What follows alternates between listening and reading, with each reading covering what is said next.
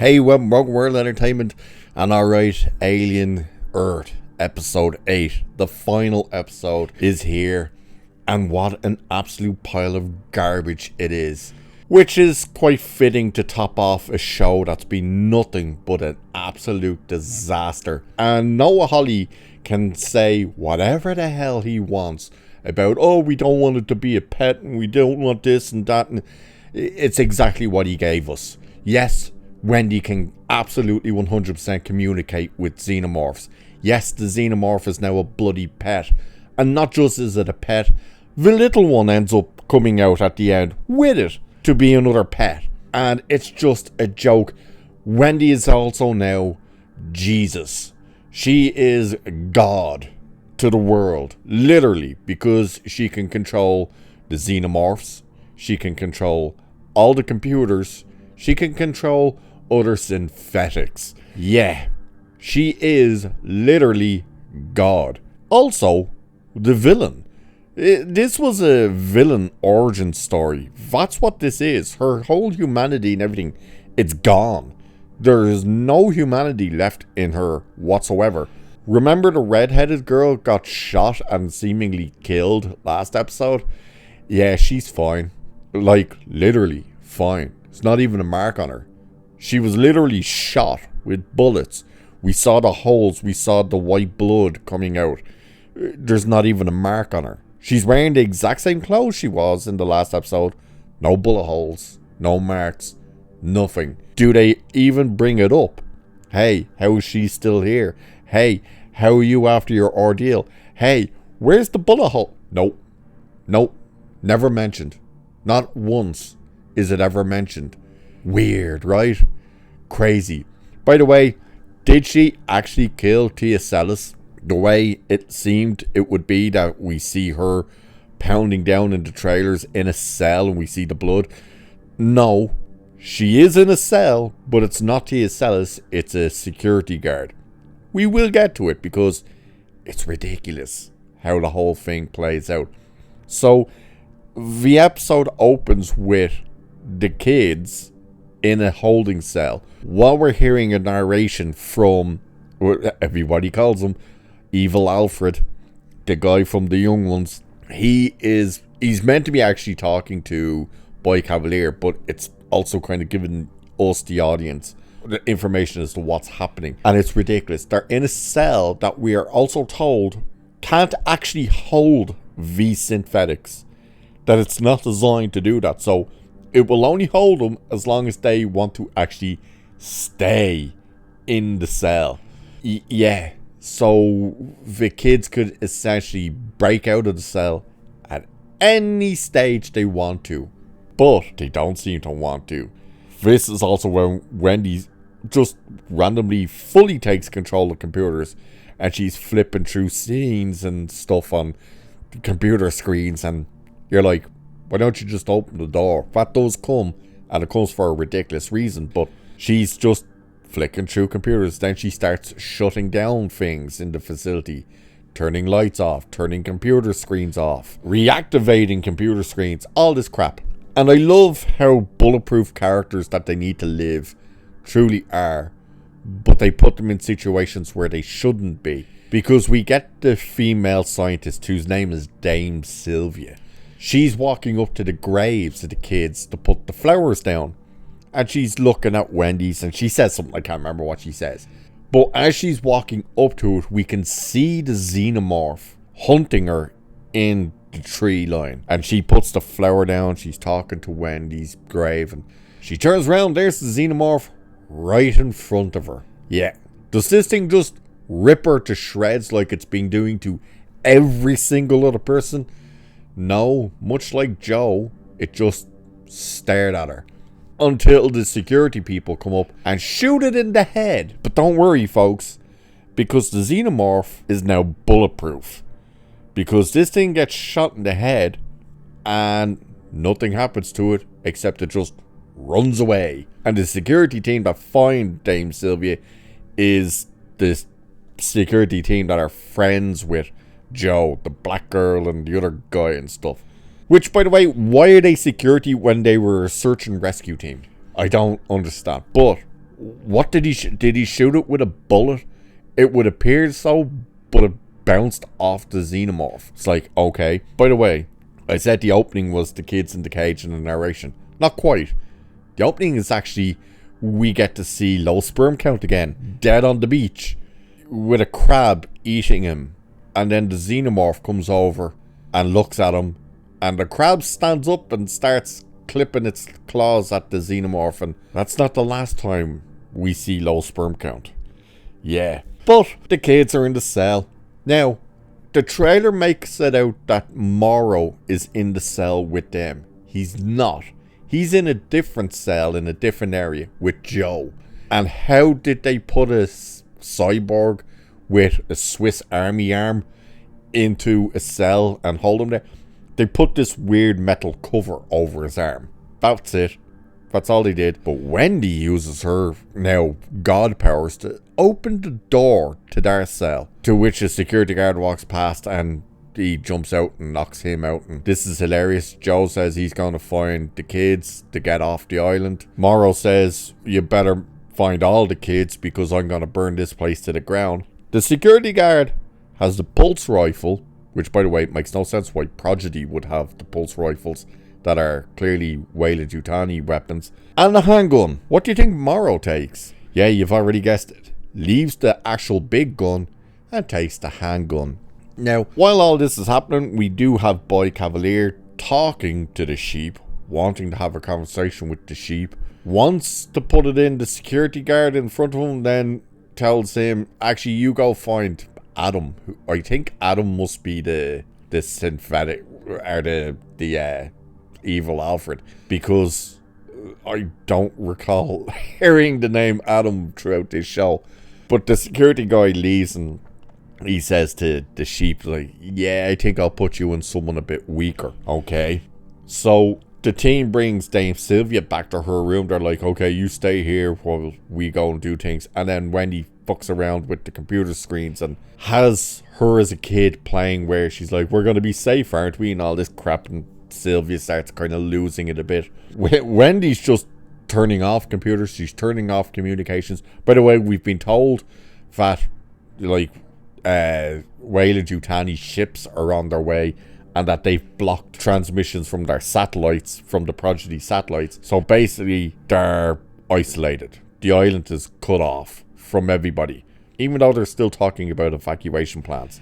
And he's talking, you know, the evil Alfred is telling Boy Cavalier, you know, you really should be evacuating. You know, it's time to get the hell out of here. And he's like, no. We find something ridiculous out about him. So Morrow ends up coming into the room. He gets the drop on Kirsch, who takes a shot at him. That's who Kirsch in the trailer is firing at. He turns around and fires at him. And Morrow blocks it with his robot arm. And it hits the glass of the pod that has the space testicle plant thing. That's how that thing gets out. But they start having a fight. Morrow seems to win, but then doesn't. He breaks Kirsch's back. He's shit-talking Kirsch, and then Kirsch gets knocked out.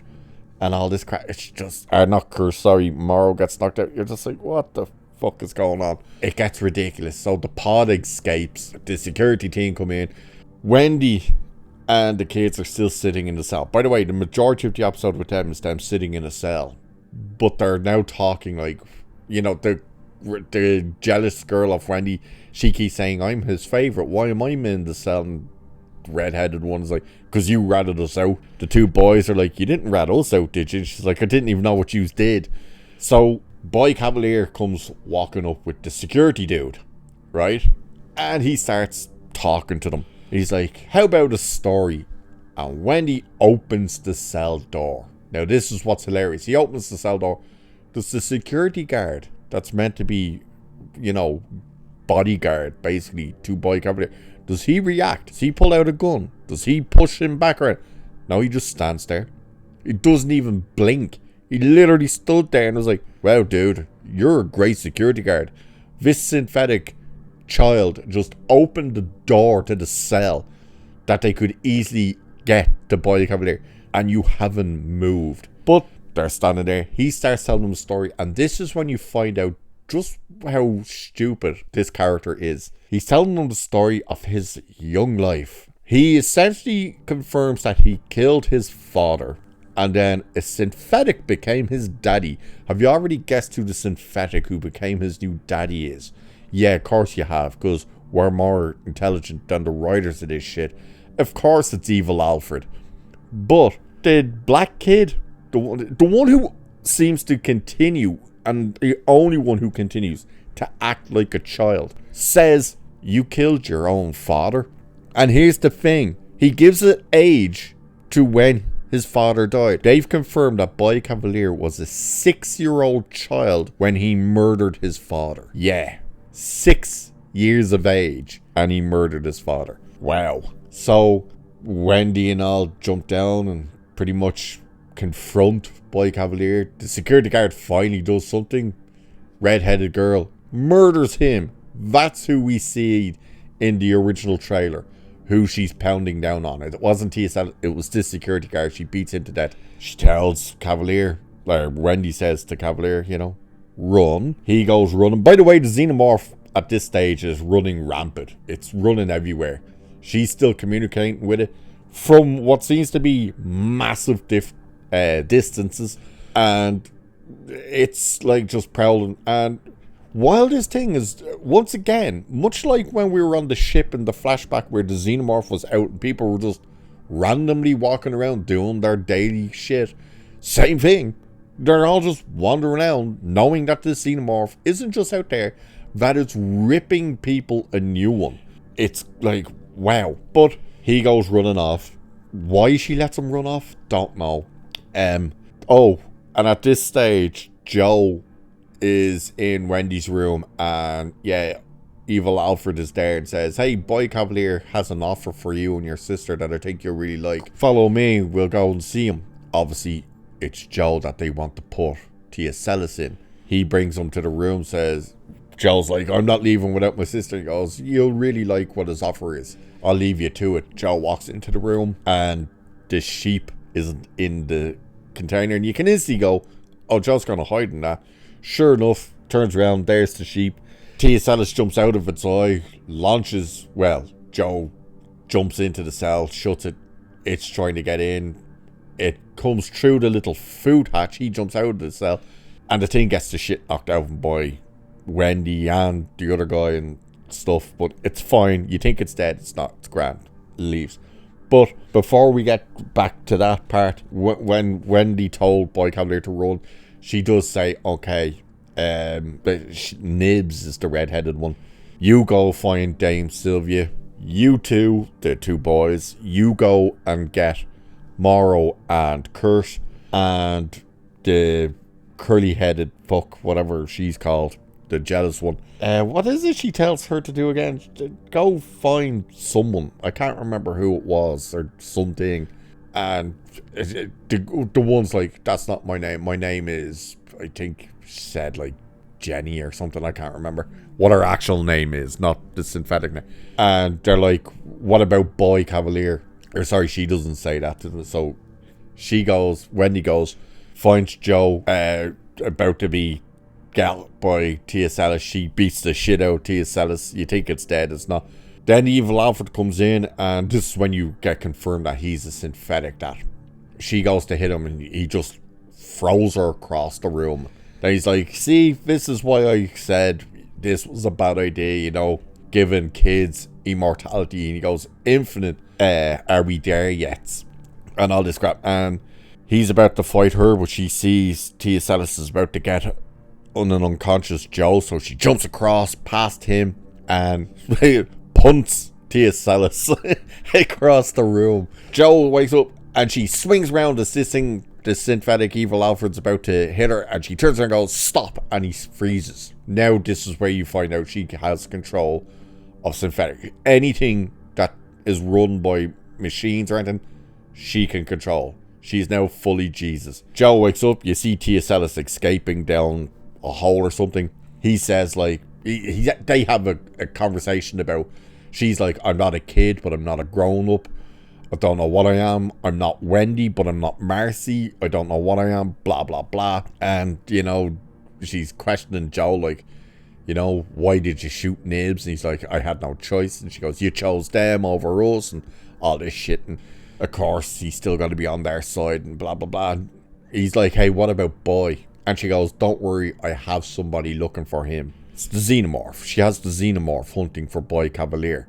So, the kids, the two boys walk in and find Morrow and Kirsch. Kirsch's back is broken. He wants them to plug him in to fix his back, but they tie him up instead.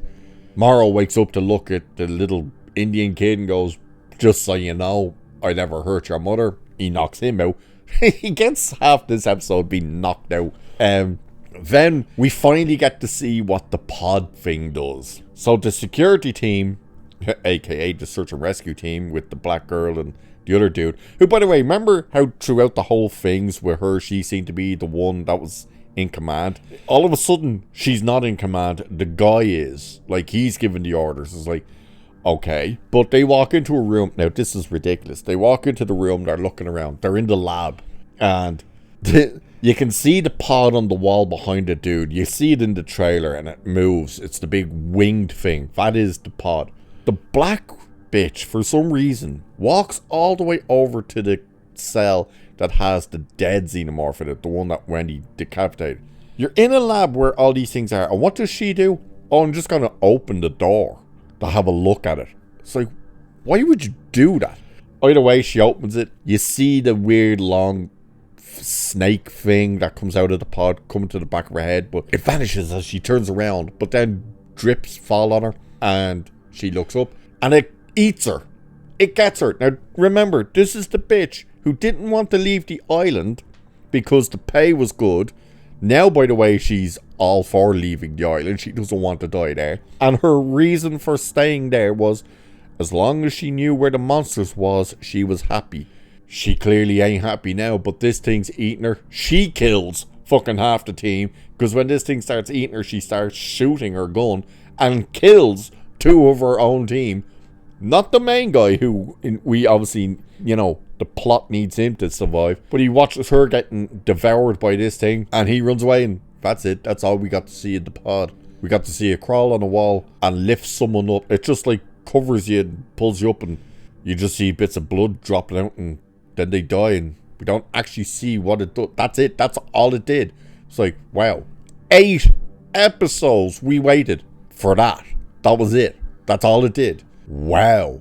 Brilliant. Fantastic writing there. So he bugs. Oh, yes. I forgot to say, actually. Before they got to the lab, they're walking through an area and the elevator opens. And they go into the elevator and they're like, did you call that? And the black bitch is like, maybe it's God giving us a hand. So they get into the lift. The dude is apprehensive about getting in it. Presses a button. The lift starts going up, but then stops. And he presses a button. What do you think happens when he presses the button? Do you think the alarm goes off? Do you think the elevator drops? Do you think it skyrockets upwards? No. Self-destruct sequence activates. Why does this elevator have a self-destruct sequence? Don't know, but apparently it does. Now, it is Wendy fucking with them. It is her doing the countdown and stuff. She's screwing with them.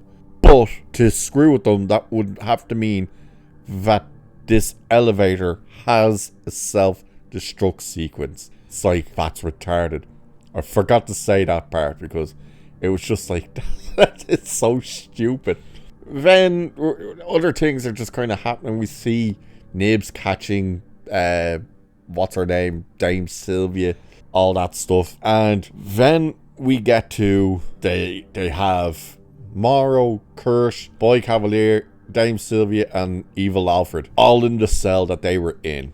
Kirsch, by the way, his back is still broken. They have Morrow chained up and that thing back on his arm. They have Boy Cavalier like crucified almost in the thing. Dame Sylvia's just sitting there. She's fine. And Evil Alfred is sitting there, who seemingly is turned off. And the kids Wendy starts like saying to him like, you're not Peter Pan, you know, and says Peter Pan never was the boy who never grew up. You did grow up and you're just a little man. And she gives him all this, and he turns to the evil Alfred, his new synthetic daddy, and is like, you're gonna let her talk to me like that? And he can't move. All he can do is turn his eyes and all this shit. While that's happening, we go back to the beach. Back to low sperm count, whose dead body is lying there, until Teocelis wanders up, pops his eye out, and takes control of him. So now it's confirmed that Teocelis can take control of dead bodies, which means, why did it never take control of a dead body on the ship? Don't know. But by the way, I was wondering then as well, once that happens, okay, so we popped out the sheep, tried to get Joe, couldn't get Joe. Why didn't it just go back into the sheep? Because if it can control dead bodies because low sperm count is dead, surely then it could have just jumped back into the sheep. But whatever. So he sits up on the beach and we go back to the cell, and they're like, so the kids are like, what do we do now? And it zooms out and Joe's standing behind them and all. You know, the black kid, by the way, he was earlier saying to Wendy, like, Joe's one of us. So, which is funny. He has to say it to Joe's own sister. But it's zooming out and we see the xenomorph on top of the cage, and it comes walking around, and Morrow sees it and he's like, oh shit. And then what happens? The little xenomorph comes running up with it. That's right. It comes running up. The small one, that Kirsch caught, is now the size of the main xenomorph when Wendy was talking to it and it was in the cage.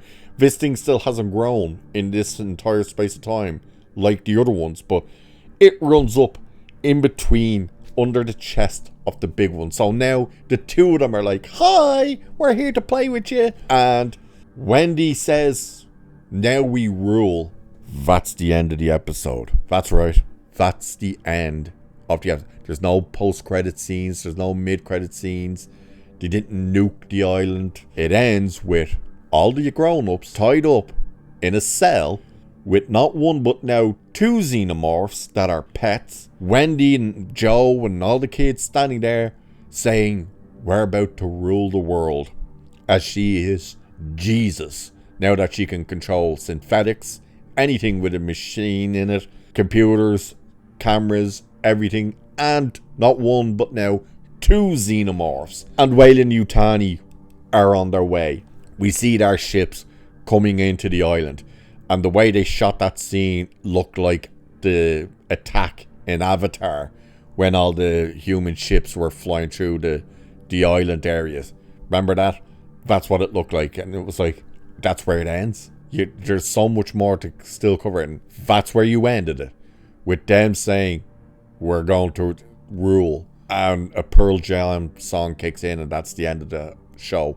This show's an unmitigated disaster. And now the fact that, yes, they are confirming that we would still be on the island in a season 2, if they get a season 2. Remember I said this in the video for the trailer. They missed the deadline to maintain and keep the sound stages in Thailand. So if this gets a season 2, and that is a big if at this stage, we're probably going to be waiting at least 3 to 4 years before they get it, unless they move to production. But overall, that was the final episode. Much like the rest of the show, it showed everybody was retarded. Nobody seemed to actually care that there was xenomorphs running around. The xenomorphs are now pets that you can talk to. And overall, the show was the biggest pile of dog shit that makes Alien 3, Alien Resurrection, and even possibly Alien Covenant actually watchable. That's how bad this piece of shit was. So, with that, for the last time with Alien Earth, like, share, subscribe, all that good stuff. Cheers, and I'll catch you in the next one.